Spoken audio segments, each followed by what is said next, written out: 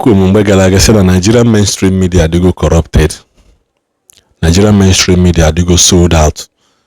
That ihe dị afọ ya bụ ihe agwa ha post ya ka ha ye post.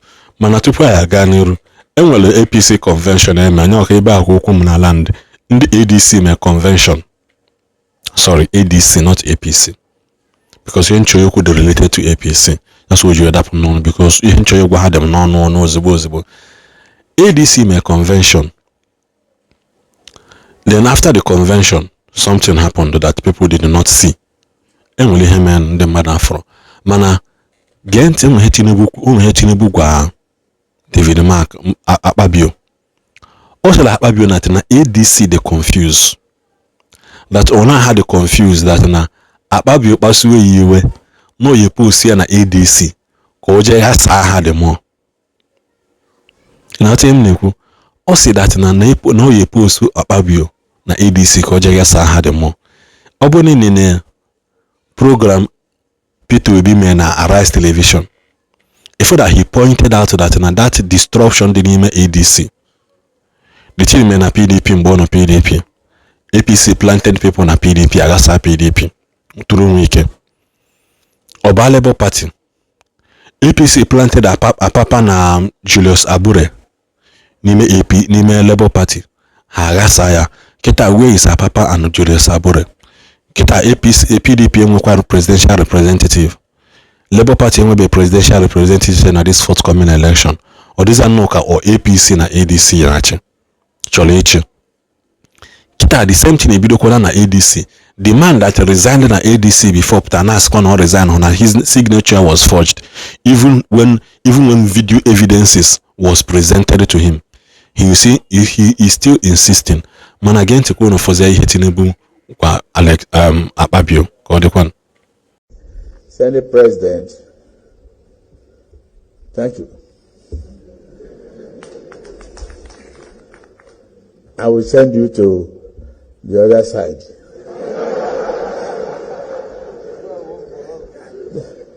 To represent me. And that you can scatter them anyway you want. They are confused. Thank you. I'm on Nafugo Nabu video. Oh, it was sick. Okay. I know Agasa, which means that na aka mmadụ dị n'ihe na Agasa. Every political party in Nigeria just because no chọka nkunu wee kwọlọ. Now, kizi ihe men jiwe sigi na Nigerian mainstream media adịgo corrupt. Na ya na screen gị. Ihe na afọ dia. Picture, video clips of ADC convention. Kandi AIT, African Independent Television. Jeje welo we dey ya APC convention for election 2027. It is not a coincidence. It is not a coincidence and it is not a mistake. Onwelo onye nele anya na nere anya ofuma n'ihe a sị no APC convention. Because crowd out Buganda. So Nigerian television channel bụ AIT achọrọ kpọkwa ma APC. Na unu je cover event. Ina gwa m na event a unu cover. That na at the end of the day unu amara na event unu je ejeme. The same thing na-eme na TVC.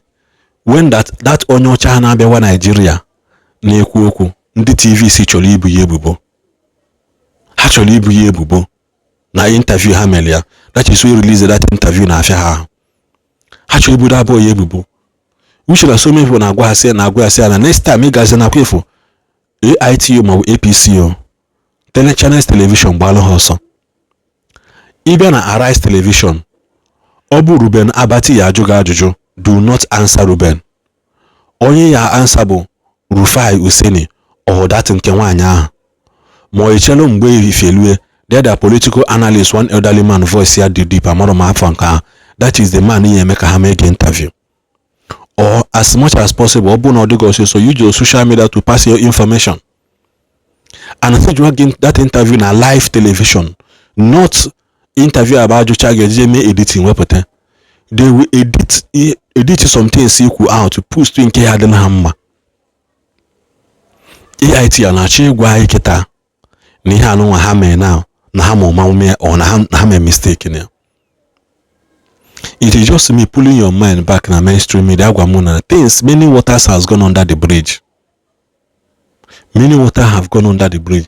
Ọ bụrụ na ndị a na-emenwe ihe a kịta ụwa sagolo anya, people would go enlightened when it comes to, you know, ihe a na-eme na social media. People are go well enlightened.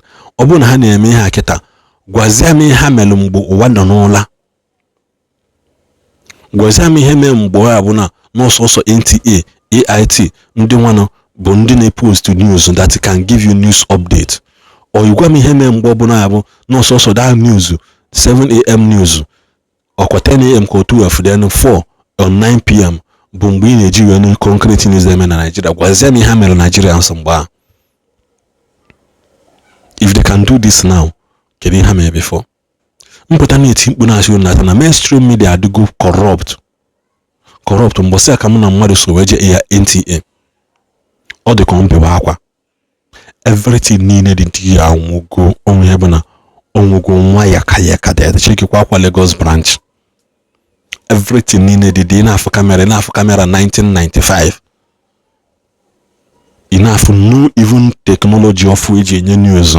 Ihe a ka na-use green screen background. No new technology abụ LED na ndị na-azụ somebody ya na control. Nothing onwere ihe dị there. While money are being budgeted na those channels, money are being budgeted, money are being brought in ke we na-eme those news ka ọ na-aga. Ifucha posters in the past glory. Ibata dey for many offices are go abandoned. Many offices are go abandoned while National Television Authority bụ Nigerian Television Authority nke bụ ndị Nigeria. You cannot cover any live event successfully, not even football match, nothing. While BBC and CNN na Al Jazeera they are na around the world na cover news, despite the fact na ha nwakwu dey corrupt in their own way. Kedikuzi na ba you cannot maintain it. Ordinary conventional je cover kunu bulugola phone the way name ya. Anyị na ha enene unu ka ife ihe unu ya agụ na this election. Anyị na enene unu. And the ADC, I'm still talking about the problem the name ADC today. Dino Milaye TNC na ADC. Dino Milaye. I am not in support of Dino Milaye. Ya say ba apo. Dino Milaye say ba apo. You heard the from Fujo Biaka actually maybe acho. He should leave that party alone. And the Peter Obi actually nyege obonu ye win the presidential candidate when see win. Mama buka na haye jigi zota crowd.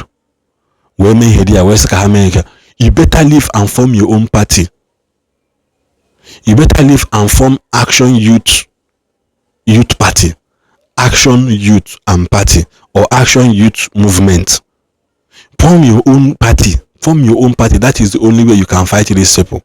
Man, as long as na ADC cannot involve, Neloni Ibaile ADC membership ticket, you'll see land the APC in Enugu State. Achoberi Kunka for now. Achoberi Kunka. Obuna Peter Obi amali ya no ihe na-ekwu. He should form his own party and leave these people. Ndausa will not allow you. Ndausa will not allow you because ebe aya no win nsogbu na. Imagine Peter Obi zota ground. Biakwa bia se na imanye presidential ticket for your party. And they maka Ndausa say me born to rule. Kedu onye ha ye ekwe, they can easily bring out their member. Si okay ka kwonkwosebulu president ka Peter Obi bụrụ vice. And we will not accept it. Anything more than president, we will not accept it. Na ADC for Peter Obi. Despite the fact I'm an Oman win, and anything short of presidency, onya sabolo vice one, we will not accept it. On an outer or in second, Gordon.